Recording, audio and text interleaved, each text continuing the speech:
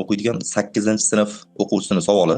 Jicha tuyg'ulanib ketib shekilli, ism familiyasigacha, maktab adreslarigacha yozib yuboribdi. Endi o'zim bunday aytib beraveray, чтобы nima bo'lmasin bolaga. U bola aytayaptiki, savolida, "Xo'p, haligi Milliy gvardiya degan nazorat kuchayib ketdi O'zbekistonda. U bolaga ozgina bosim o'tkazishibdi. Sinisi ham 6-sinfda o'qiydi ekan. Qolgan o'quvchilarga indamasdan aynan sinisiga ham boshidagi ro'moliga jicha tazyiqlar bo'libdi. Qolgan o'quvchilarga indamas ekan ro'moli bilan yursa, aynan bu bolaga nima qilar ekan? Sababi u bolani otasi asha Suriyaga ketib, ashada shahid bo'lib ketgan ekan. Masjiddagi imomga borib shunaqa tazyiqlar bo'lyapti bizga. Aynan menga sen vatan xoini bolasisan, seni biz o'qitamiz, ertaga sen ham shunaqa xoin bo'lib yetishasan deb qattiq bosim o'tkazyapti.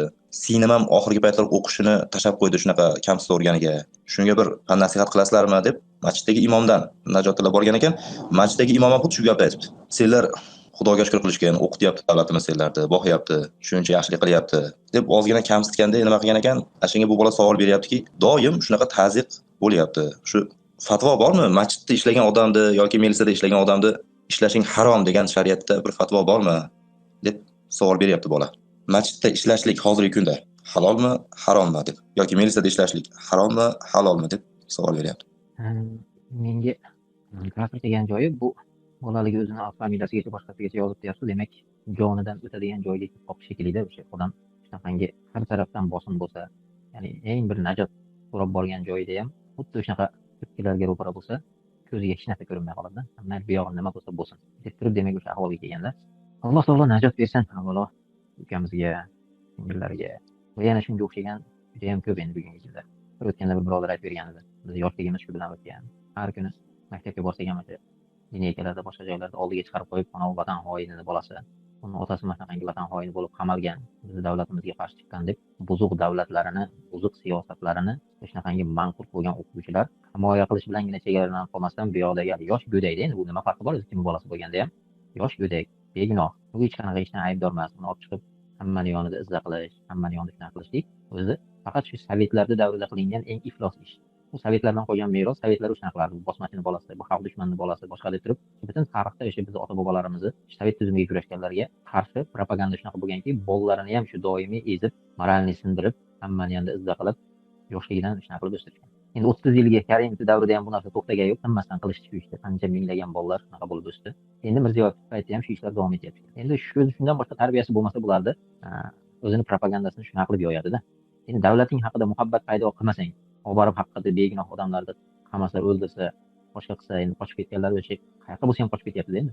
Hatto o'lib ketsa ham o'sha yerga ketaman deb ketganda endi shu yerdan ko'radi. Endi mana shu ahvolga tushirib qo'yib turib, keyin yana o'zlarini oppoq ko'rsatib, mana biz yana sizlarni o'qitsak, boshqa qilsak deb undan minnat qilayotgani ham bir ajablanadi. Bugun menimcha ikkala toifa, ya'ni mentlari bilan domlalarini menimcha deyarli farqi yo'q. Avvalgi domlalarda farqi bo'lardi, o'sha bundan 20-30 yil avvalgi domlalarda.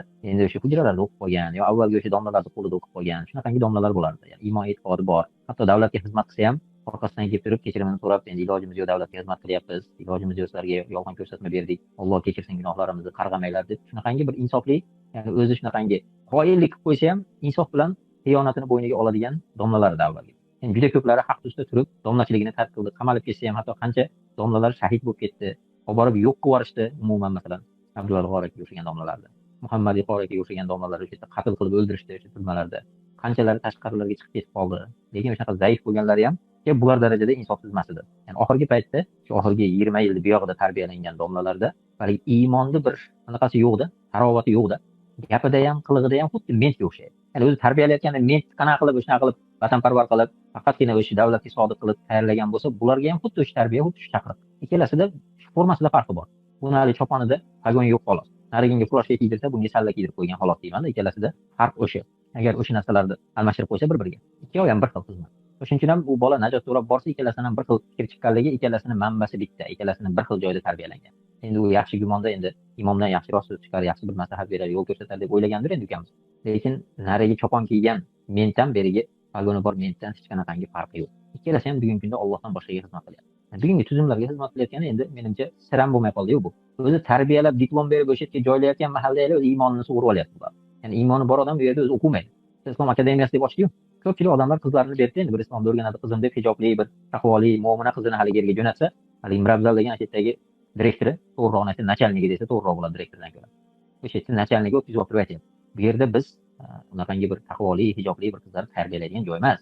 Bu yerga kelib o'qishingdan maqsad davlatga kadr tayyorlash. Yani islom bilan kurashish uchun islomni o'rganib olgan kadr kerak bizga. Seni hijobliging kerak emas. Ishdan kiymasang ham bu yerda kelib turib dinni o'rganasan-da, musulmonlar bilan kurashasan. Bizga kadr kerak davlatga. Sen hijobli bo'lib, yaxshi taqvodor bo'lib, bitta mo'minga turmushga chiqib kelsang, bizga nima keraging bor seni deyapti.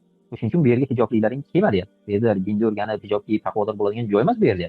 Davlat uchun kadr tayyorlanadigan joy deb ochiq oydin aytyapti. Buni yashirgani yo'q. Buni qizlar yozib olib, butun tarmoqqa tarqatib, hozir ham aylanib yuribdi. Mendan hech kim so'ramayapti, buradan hech kim so'ramayaptiki. Ro'mol xalaqit qiladimi, xalaqit qilmaydimi, ro'mol foydalimi, zararlimi, issiqroq yopadi, chochish to'sadi. Bu masala umuman ko'tarilayotgani yo'q. Yaxshilab hamma tushunib olsin. Orqadan o'rash kirsa bo'ladi, boshqa bu yerda qo'yilayotgan talab, mana shu formada hamma keladi, talab tushyapti. Shuning uchun Said Jalolov, Said Afzalov og'zidan ro'mol yechkin, boshqa qilgan degan so'z chiqayotgani yo'q. Talab bor. Shu talab bo'yicha kelib o'qiyman desa, men aytaman, unga fatvolar bor deyman. Agar shu talab, mana Misr ulamolarining fatvosi boshqa gunohkor bo'lmaydi deyman masalan. Keling, o'sha gunohkor bo'lmaydi. Mana hozir din bilan gaplashtirman, fatvo bor. Kecha bittasi fatvo bor deshadi, bu tushunib nomladimi? Buni kirib. Ne ishlasiz ki shunday qildi? Fatvo bor.